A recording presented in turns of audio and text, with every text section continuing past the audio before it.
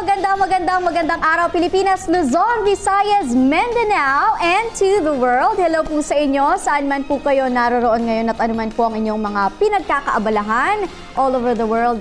Hello po sa inyo at welcome na naman sa ating programa.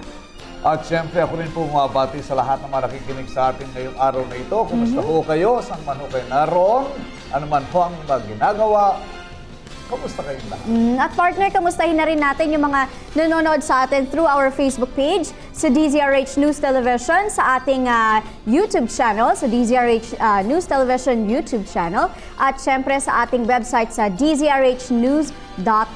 Ayan, kasi iba dyan mga talagang nagpupuyat, nag-iintay sa ating programa. Kasi syempre yung iba may mga trabaho. Tapos yung mga nasa ibang bansa, galing sa pagod, di ba? Iba-ibang oras yan. Kaya hello po sa inyo. Ano man po ang time reference niyo dyan. Hello po. Ayan. At syempre, ito na naman po ang inyong programa. Kami pa rin po inyong mga kasama. Ako po si Bien Dacles. Ako po naman si Sunny Casulia. At ito pa rin po ang Legal Minds. At speaking of legal minds. Ito yung totoong graduate ng legal. At may legal minds talaga. May legal mind talaga. Ayan. Legal mind. Oo. Ang nag-iisang attorney pogi, Attorney Mark Tolentino. Hi, hello. Good day sa inyong lahat po. At sa mga followers natin dyan, dito sa Legal Minds, sa Facebook, sa YouTube, dito sa DZRH, good morning, good evening, and good afternoon, lalo na sa mga friends natin abroad. And also, yung mga kaibigan po natin, yung mga suki natin dito sa Manila at saka sa mga probinsya. Ayan, oo. Naku, maraming mga kababayan natin na talagang kilala-kilala sa attorney, especially sa provinces. Yes, provinces. Oo. Kumusta mga kaso ngayon, attorney? So, okay naman. Kaso pa rin. Kaso pa rin. Kasi mainit ang panahon. Maraming mga kaso-kaso. Correct. Oo. Basta yung abogado, basta may away, may kita. Yun yan eh. Tama Same naman mo yun. sa mga doktor, pag may sakit, may kita. May kita rin. Yun yan. So parang ngayon ba, medyo, ang panahon ba natin ngayon, attorney, malakas ang kita? Hindi naman, kasi of course, sa daming pupunta sa office ko, normally, libre naman yun eh. Kasi may legal advice. So, nagbibigay tayo ng legal advice. But of course, yung kinakuha tayo, but pinipili ko na lang. Kasi sa dami, hindi ko kayang lahat. So, kailangan pipiliin ko lang yung ang kaya ko lang tanggapin. Oo nga naman. Kasi nag-iisa lang si attorney. At ito, isang magandang pag-uusapan din natin. Napapanahon. Oo, napapanahon talaga ito. Kasi pinag-uusapan kung i-abolish daw ba to o hindi na. Or kumbaga itutuloy ba natin ang eleksyon para sa barangay o hindi. Ayan. Dahil hanggang sa ngayon, ito ang mainit na pinag-uusapan. Correct. Kasi na-list na ito isang beses, di ba, partner? Yes. Isang beses na sinuspend muna. Dalawang beses na eh. Dalawa na ba na magkasunod na sinuspend ang barangay election tsaka SK. Di ba? O, ayan. Ito kasing barangay, iba yung politika sa pagbarangay. Pero attorney ba? Bago yan. Basahin muna natin. Kasi gusto niya talaga mag-share na. Pero bago yan, sige, ito muna. Basahin muna natin partner ng ating hashtag HQOTD. Okay, ito yun. Sinasabi nila, magandang araw po sa inyo. Nais ko po sanang magtanong sa inyo kung makatutulong ba sa bansa, lalo na po sa mga LGU, ang pag-aalis sa eleksyon para sa SK at barangay at idaan na lamang po sa appointment ang pagpili sa mga mamumuno sa mga barangay sa bansa. Naalala ko po kasi minsang sinabi ni Tatay Digong na siya na lang daw po ang pipili sa mga dapat umupo sa nasabing mga opisina para daw po hindi na gumastos pa para sa eleksyon. Maaari po ba itong mangyari ayon sa ating batas? Ayan. O ito, in line with that, ito muna ang ating official hashtag for the day. Hashtag LM_botongbarangay. Ayan. Ito, attorney, ang tanong niya, tama ba yun? Yung politika yun, we're talking of law. But before yung pag-usapan natin yung batas, yung politikang barangay. Iba kasi ang politika sa barangay compared mo sa municipality, sa city, and sa national election. Anong difference nun, for example, barangay election kasi, kilala mo yun eh. Yung kapitan, kilala mo. Yung kagawad na tatakbo, kilala mo yan. Kilala mo yan. So it means yung pagkatao niya kilala mo. Except for example, i-compared mo sa mayor. Mayor siya, but hindi mo siya personally nakilala. Nakilala mo lang siya through media, through mga sa tinatawag natin na party. Same also Dahil with sa campaigning na rin. Same also with the president, senators, congressman, governor, board member, yung mga konsyal. But when you say barangay, kapitbahay mo lang yan. At kadalasan magkakamag-anak pa. Yes, kapitbahay, minsan kalaban, nandun yung chismis. Alam mo ba, yung chismis sa barangay election, mas grabe compared yun sa municipal or city election or the national election. Totoo Ganun yan. Then, Parang yung sa paiba-iba. Unlike sa national election, pag-uusapan natin isang issue buong Pilipinas. But if you're talking of barangay election, for example, Metro Manila, every corner paiba-iba ang issue. So sobrang magulo. For example, yung issue na yun, iba. Ditong banda, ibang issue. Ditong banda, ibang issue. Kasi paiba-iba ang issue per barangay and normally personal ang issues nila. Okay. That's why very mainit yung balita ngayon, lalo na yung proposal ng ating Pangulo na i-appoint na lang niya yung mga barangay officials. Okay. Is it in compliance or pursuant ba yan sa batas? Yun ang question dyan eh. Ang proposal ng ating Pangulo is not to appoint barangay officers.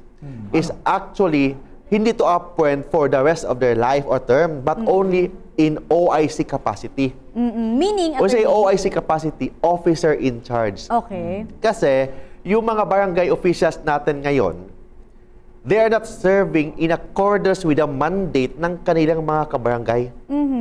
Hindi sila nag-serve ngayon. Sa ngayon, today is 2017, particularly March of 2017. Actually, hindi sila nag-serve in accordance with the term. Kasi yung term ng barangay, 3 years lang.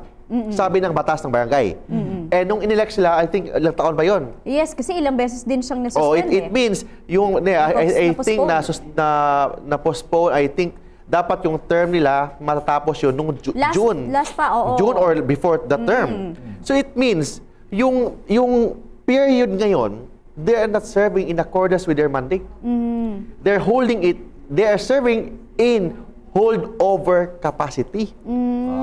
So holdover capacity lang yun. Dahil kumbaga walang choice, attorney, kasi nga pinostponed. Kasi nandyan sa batas. While i-postpone yung election, Kayo muna. yung mga incumbent, they're holding their position in a holdover capacity. Pero ito, okay naman yan sa... Ibig sabihin, wala silang mandate sa kanilang kabarangay.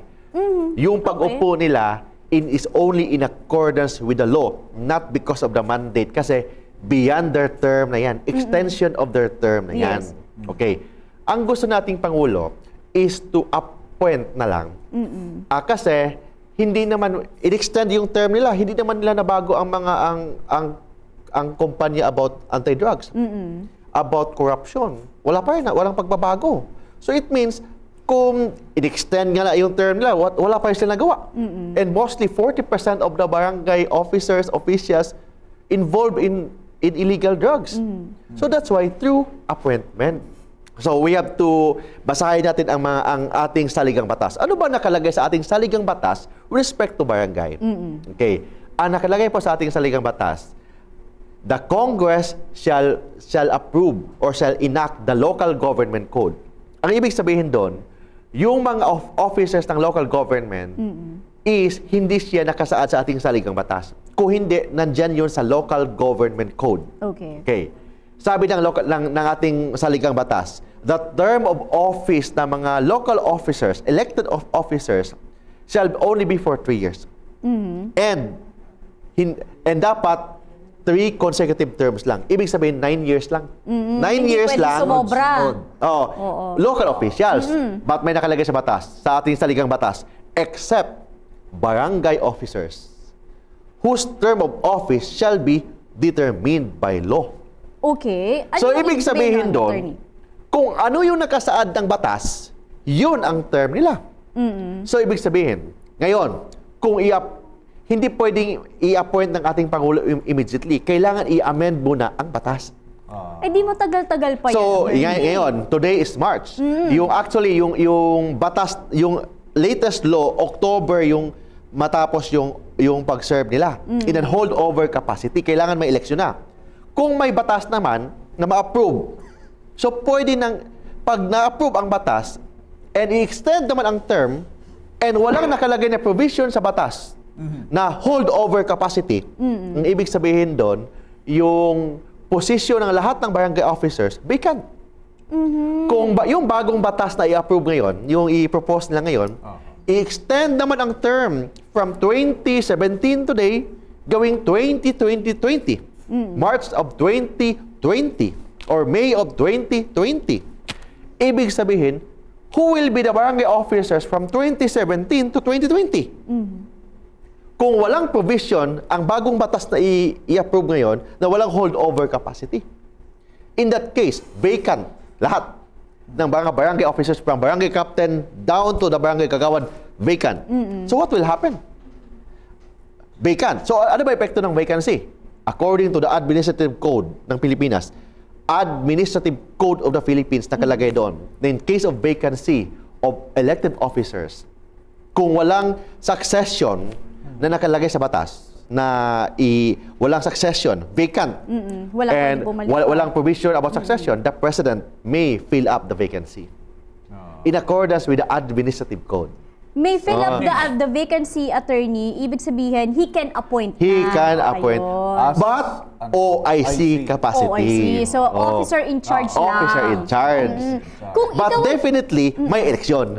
pero kung ikaw ay isang officer in charge, attorney, in case na ganun yung mangyari, ano yung mga dapat gawin ng officer in charge na yun? Same with the chairman? Same with the chairman. You're still a barangay captain. Ganun pa But rin. OIC barangay captain. Oo. Yung panahon ni, I think, panahon ng EDSA, EDSA Revolution, di ba tanggal yung lahat ng mga officers? Yes. And one of the na-appoint yung si President Duterte as Vice Mayor of Mayor, Davao. OIC yun. Yun ang OIC. Then after that, may election. Oh, or gano'n. Yung So, mga- ganito rin yun. Sige. Ibig sabihin lamang na talagang marapat lamang na magkaroon ng OIC. OIC kasi vacant ang posisyon. Kasi ang issue dito, yung mga bagong, yung mga incumbent, i-extend ba natin ang term nila o in a holdover capacity or hindi? Yun yan eh. Kasi kung i-extend ang election, i-postpone from 2017 to 2020, ang tanong dyan, sino ba yung uupo sa 2017 to 2020 na mga barangay officers? Na yung term nila natatapos na, in fact, na-extend na nung batas na yon hanggang October of 2017. So what will happen after October of 2017 kung walang provision na holdover capacity? Okay, kung walang provision na holdover capacity, yung administrative code ang masusunod. So yung administrative code ang masusunod. So ano nakalagay sa admin code? In case of vacancy, the president may fill up the vacancy. So yun yan. yung ganun, attorney, kung sila yung magiging OIC, ano yung, may timeline ba yon? May particular, or yung sinasabi natin na from 2017, example, from 2017 to 2020, dun talaga siya as OIC? Depende sa batas. Depende pa. So yung batas na pinapropose nila ngayon, kung ma-approve yun, pwede na yung Pangulo ng Pilipinas ang mag-appoint. Okay. So paano i-appoint? Depende sa bagong batas. So I heard that mga NGOs pwede mag-propose, pwede mag-endorse, yung mga nag-support, mga supporters, pwede mag-endorse. Kasi kung may iba nga, sabi nila, yung mga local officials daw pwede mag-endorse. Kung mga local officials, almost the same. Kasi alam natin, yung mga barangay officials, whether we like it or not, pangkahan tayo. Yung mga yung mga barangay officials, naging barangay captain yan because of the money ng mga politiko. And ang tanong dyan, saan galing yan? Saan galing yan? Corruption? Drugs. It means, may tinatawag na recycle of corruption, recycle of drugs. Doon pa sa Pero maliit sabi na nila, unit ng democracy daw, baka epekto daw ng democracy. Come on, that is parang nagbulahan tayo dyan.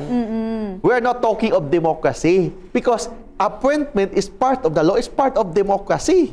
Kasi inelect natin yung Pangulo as part of democracy. Hindi yan may epektuhan yung democratic system ng Pilipinas kasi in the very first place, yung pag-appoint ng Pangulo is in accordance with the law. Kailangan na may batas. Kung walang batas, yung Pangulo hindi pwede maka-appoint. Correct. Okay. Of course. So kasi kung sabi kung walang ma-approve na batas, tuloy ang October 2017 election. As of now, yun ang masusunod, October 2017 election. As of today, may election. Except kung ma-approve yung proposal nila. Kung ma-approve yung proposal ng Congress and i-approve sa Senate, for example, I think si Congressman Barbers ang nagsusulong in that case. Assuming na ma-approve yun, so it means wala eleksyon. But as of today, tuloy ang October 2017 election. So, sa makatuwidis, tama yung sinasabi ng COMELEC na talagang dapat ay ituloy.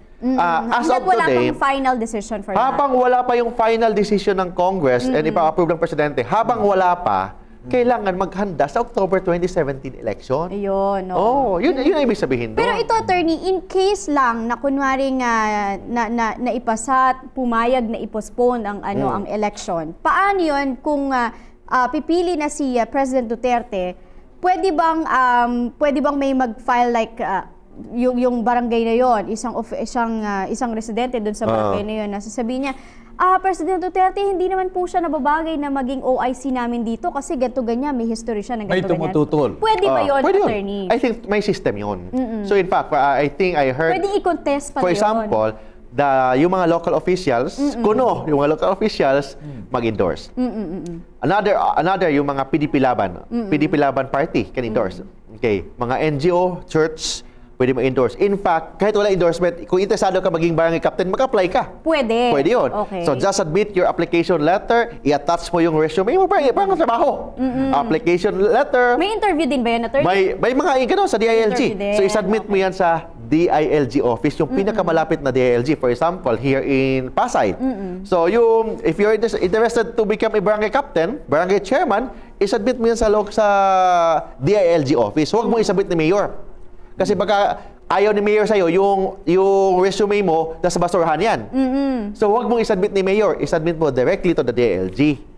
Okay. Kung ayaw ni Mayor, submit ka sa DILG. Alam mo naman, attorney, ang ating presidente, pagka sinabi niya itong gusto niya, because of yung kanyang purpose, maliwanag malinis, talagang kung ipilit niya na magkaroon ng OIC, talagang...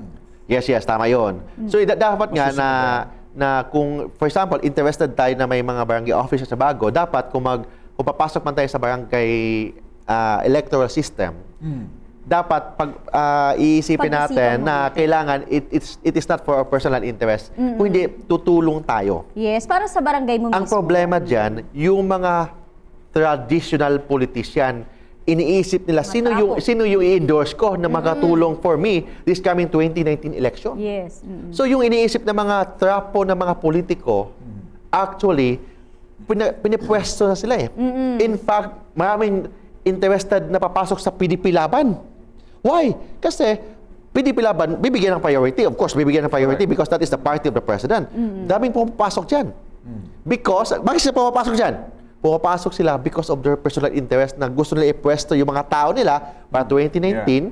Kasi yung proposal is 2020. Ibig sabihin, yung mga i-appoint ngayong October of 2017, sila ang barangay captain up to 2020. Ibig sabihin, 2019 election, sila yung mga barangay officers, sila ang maghakot ng mga botante para sa mga traditional politician na yan. Sila ang tagabigay ng mga bayan.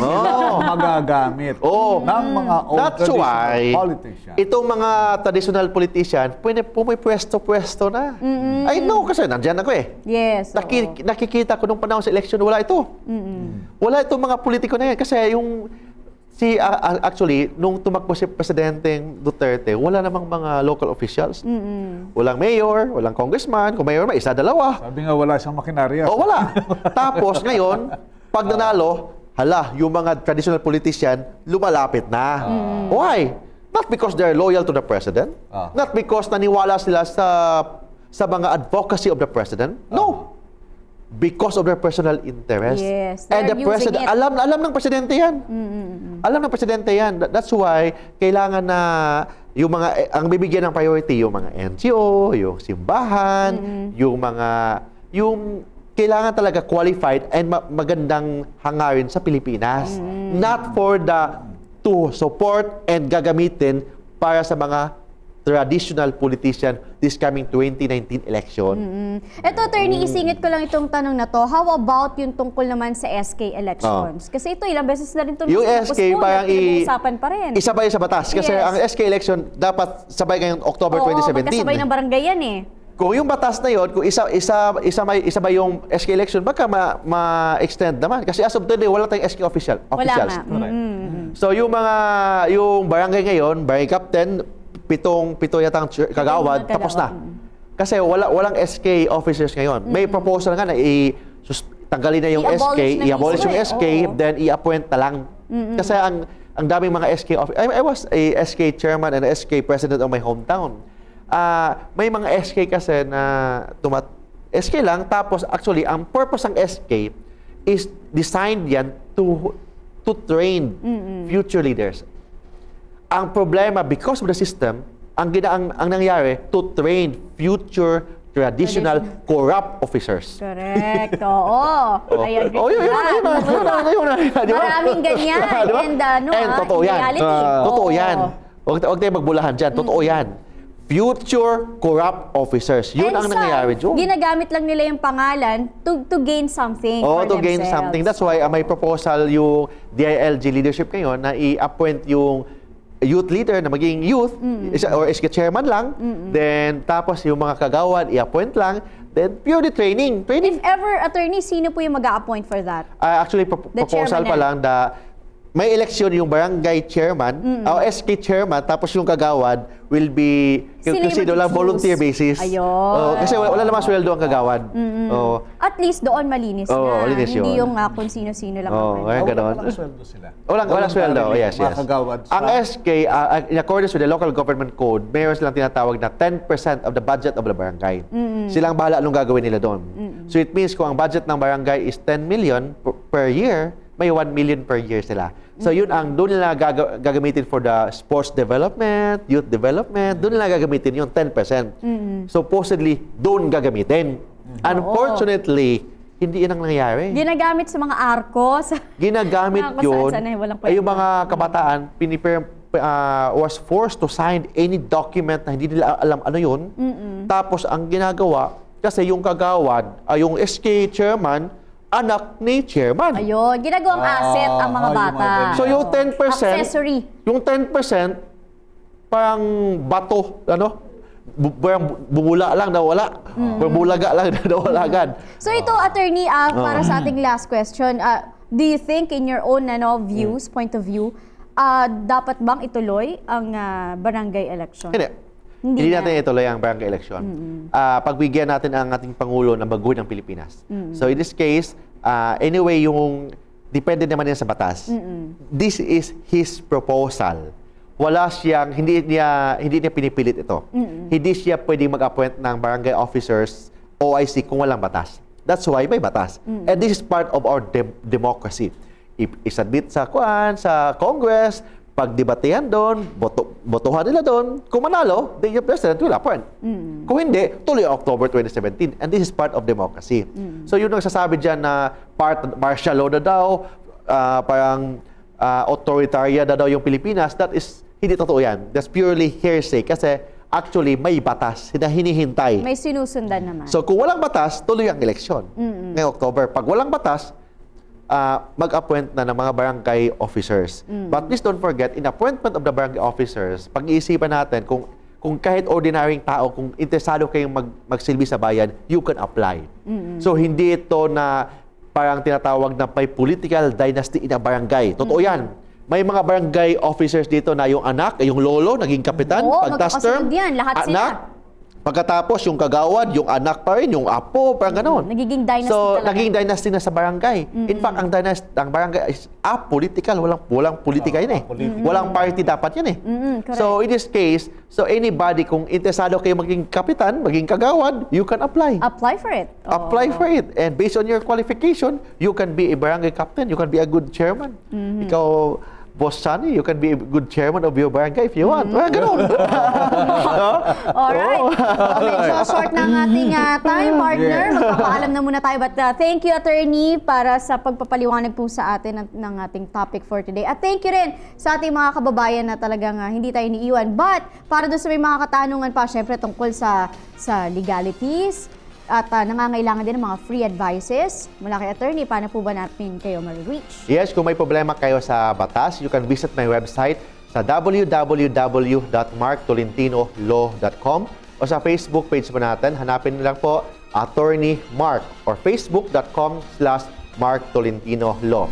For meeting appointment within Metro Manila, pwede kayong tumawag sa landline po natin 209-6203. Or mobile number natin, pwede kayong mag-text or tumawag sa 0917-329-5353. Or sa Viber, pwede din po yan. Or sa Skype, Mark Tolentino Law. Yun, marami na kayong options Okay. kaya there's no reason para ma-reach. And free legal advice po yan. Wala bayad po yan. Para ma-reach si attorney. Alright, at thank you ulit sa mga kababayan natin, sa mga nanonood sa atin through our Facebook page, sa DZRH News Television at syempre sa YouTube channel. At of course, sa ating website sa dzrhnews.com. At para dun sa mga na-miss nila, partner, ng mga episodes natin or yung mga Pwede pa episodes na gusto nilang balik-balikan, pwede nyo po yung puntahan dun sa mga nabanggit naming mga sites. Ayan. At maraming salamat ulit, attorney, hanggang sa susunod pong muli. At magkita-kita tayong muli. Kami pa rin po inyong makakasama. Ako po si Vian Dacles. Ako pa rin po si Sunny Casulia. Maraming salamat sa inyong pagsubaybay. Magkita-kita tayo muli sa susunod na episode ng Legal Minds!